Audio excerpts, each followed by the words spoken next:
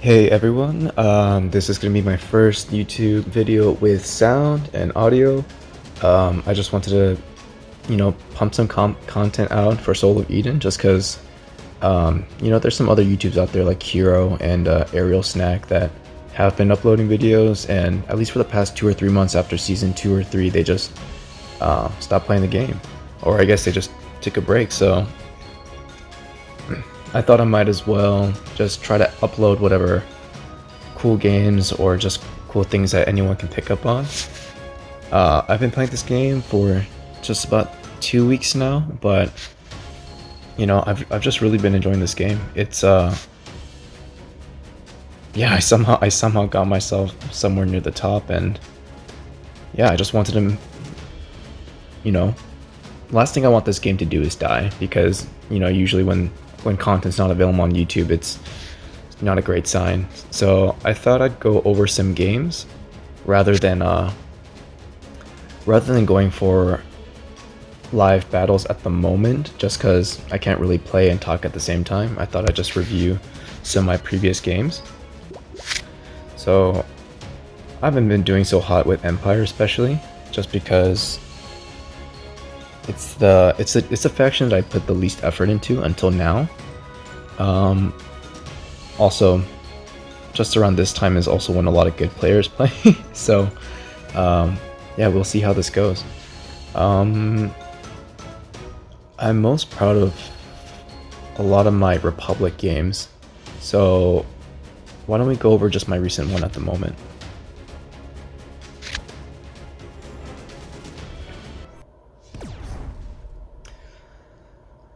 So,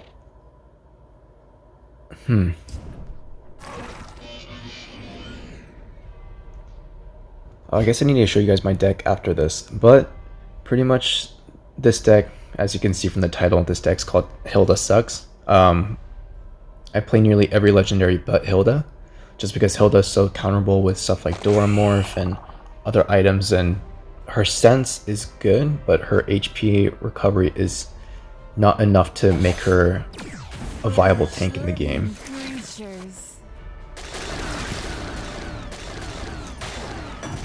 Probably one of the most underrated units of this game is the Greenland Archer, just because her sense, just by spamming maybe 2 Ballisters, gives her enough attack to literally wipe out anything. It helps, even with Rocketeers, it wipes them out even before they can attack once.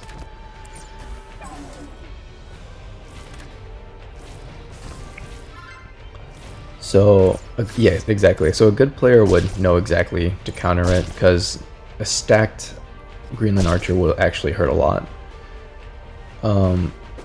Okay. So I'm playing that one defender, epic defender in the front card, and I really should be taking that card out just because this deck doesn't rely too much on sense. So as you can see, I'm just getting my butt whipped at the moment. I had to waste pigs on that.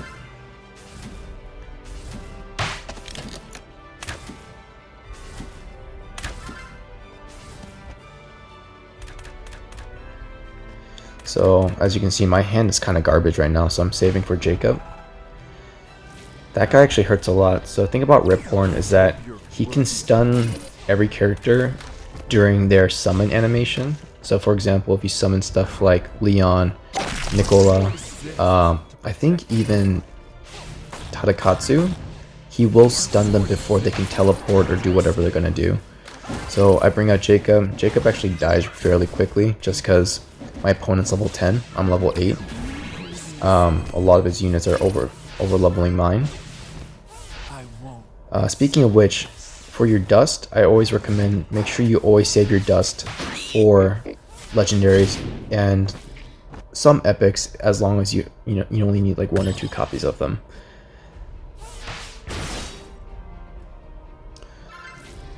Anna's probably one of the most broken legendaries, so she survives just long enough for the teleport to go off, or for her mind control to go off, and that's pretty much how you win the game. I totally win on a fluke in that one. Alright, so after that one, I'm actually really embarrassed to show this one against my guildmate Ghostblade, just because I lost extremely quickly to him. We can see this one next, but as you can see, our rankings are so different that it may just not be that fun to watch. I lost very badly to Fine Print. The Guild Superior Sword, I think, is #1 in the world at the moment in terms of trophies. The one that I'm in, the White Lotus Wing, I think it's 4th globally now. Locally, I think it's about 2nd. We can actually check that right now. So for guilds, locally, the guild's actually made out of 2 groups of members. So we have White Lotus and White Lotus Wing. Oh yeah, I guess globally, yeah, so Superior Sword, then it's the main one, and then the 4th one is the one that I'm in, the White Lotus Wing. And just to show you guys my progress, because I do plan on, you know, wanting to, progress with this channel. So I'm 122 globally, 16th locally. I actually don't know what local means. I wonder if it just means if it's in the US. Faction wise, Republic is my favorite deck, so I'm 18th locally. I guess I'll just look at globally because that's probably what matters more. I have yet to reach legendary in any stage just yet, but I believe I am keeping myself in the top 200 of each faction. So hopefully, I'll be able to keep myself climbing. As you can see, a lot of the top players are all from this similar guild, Superior Sword and White Lotus. Yeah, it's a lot of fun once you get to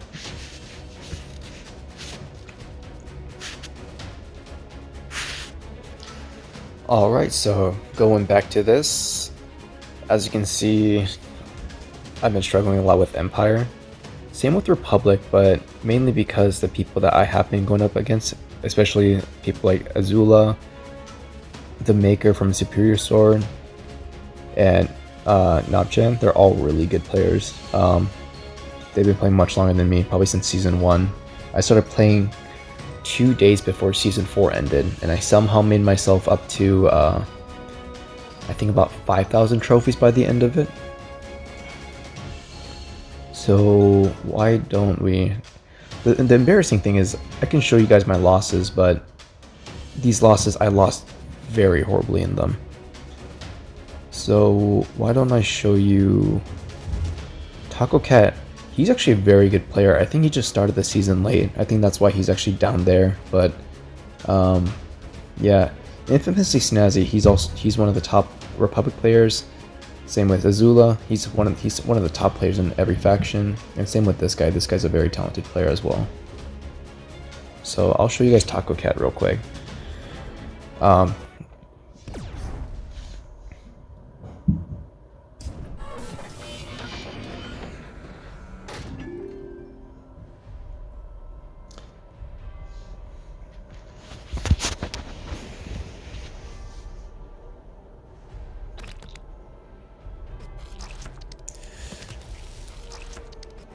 The biggest thing to keep yourself concerned about is mainly the issue of having more elixir than your opponent, or having more efficient return on your elixir than your opponent.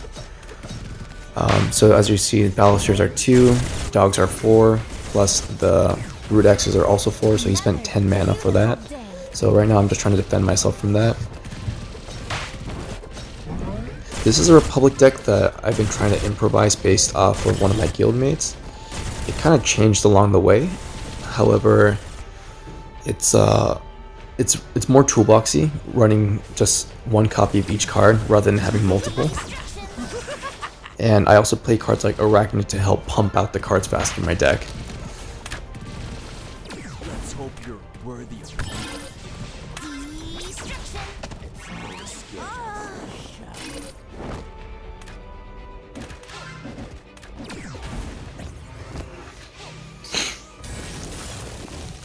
Okay, there goes a freeze.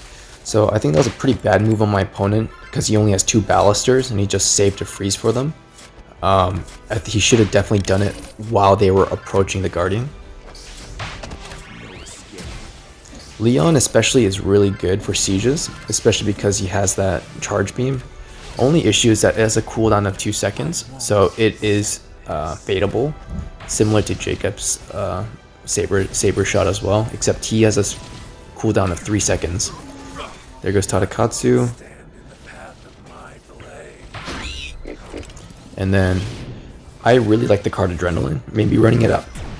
Maybe running it at 1 or 2, just because unlike Energy Beacon, your opponent can't expect anything from that.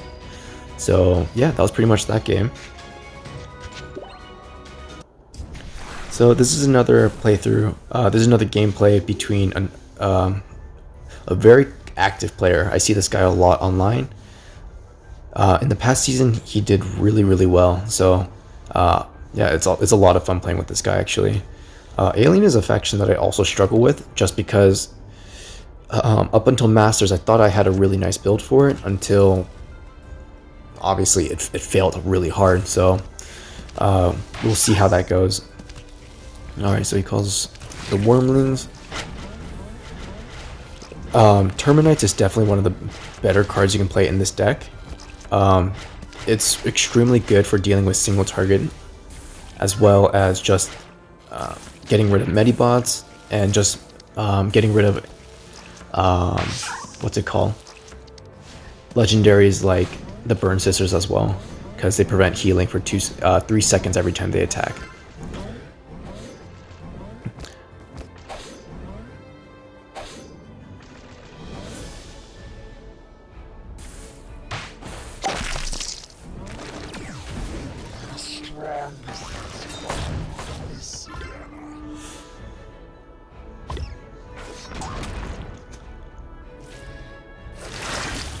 Alrighty, so he cast that. Now would have been a really good time to save for my Terminites for when he casts that kind of blessing. It definitely helped counter that kind of spell a lot.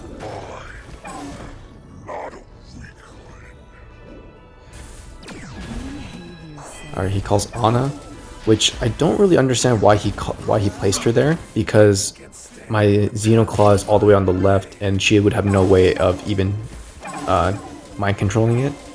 And also, like, there's nothing on its way there, so I don't know why she would call it. But anyway, Tadakatsu is a very bust unit.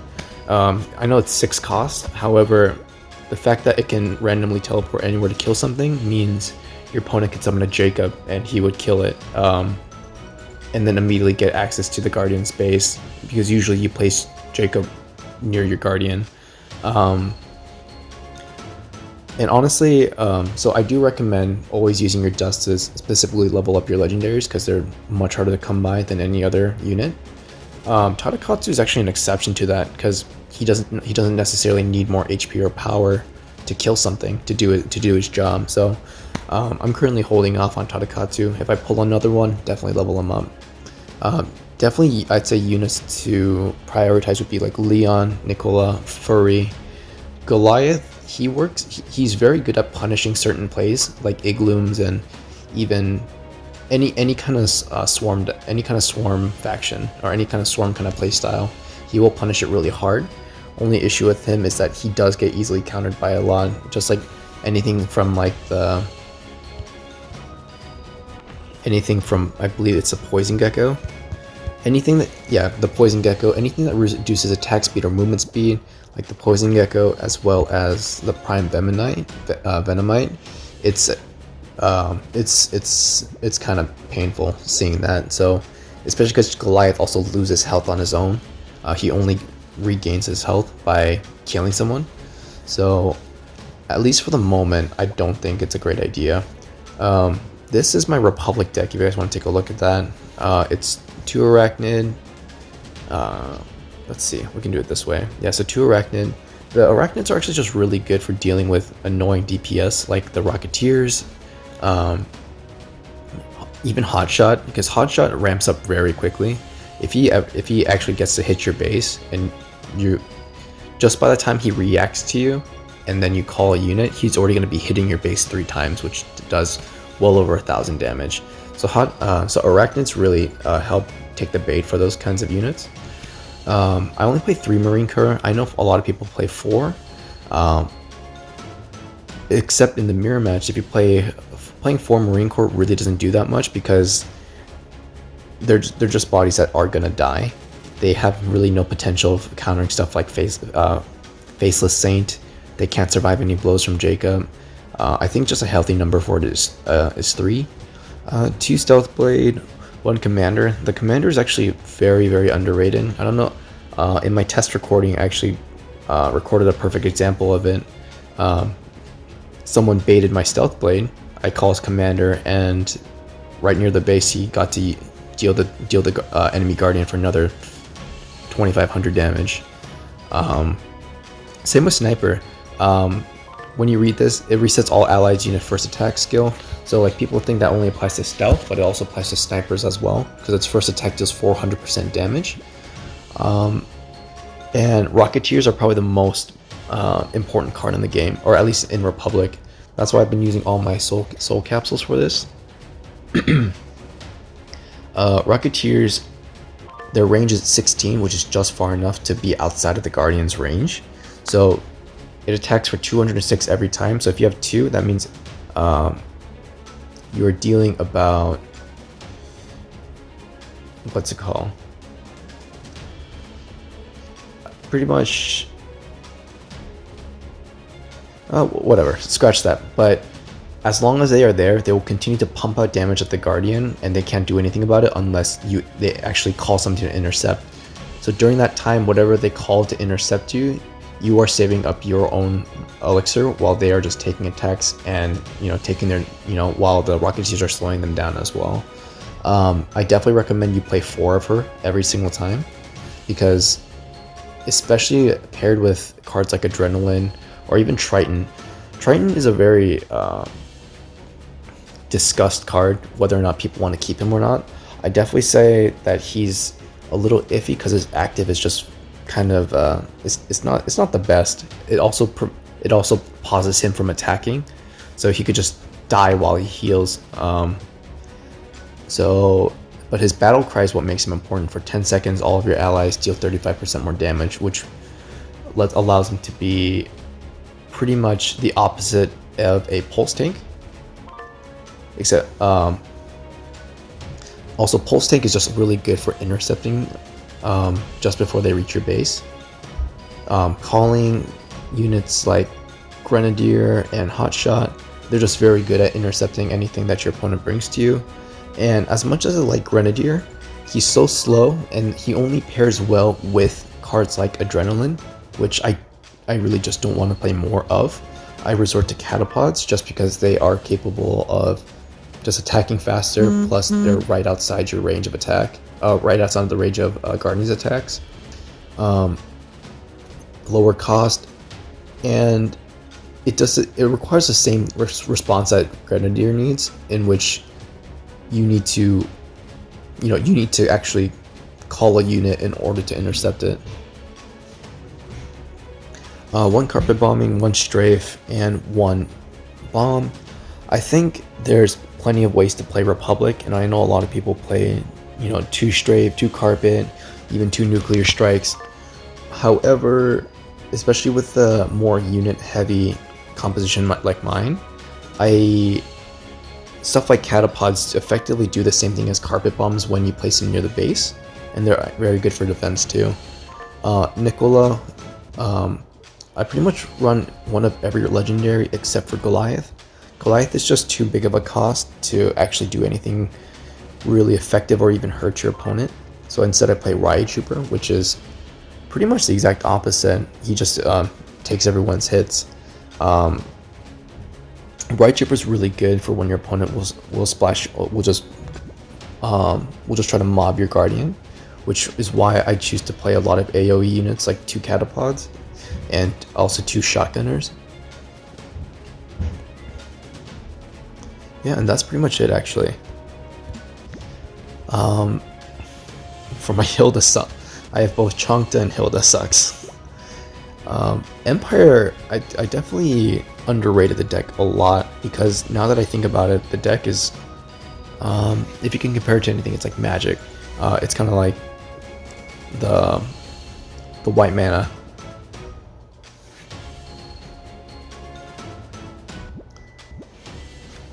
Alright, well, everyone, thanks so much for tuning into this video. Like I said, I really want this game to keep growing.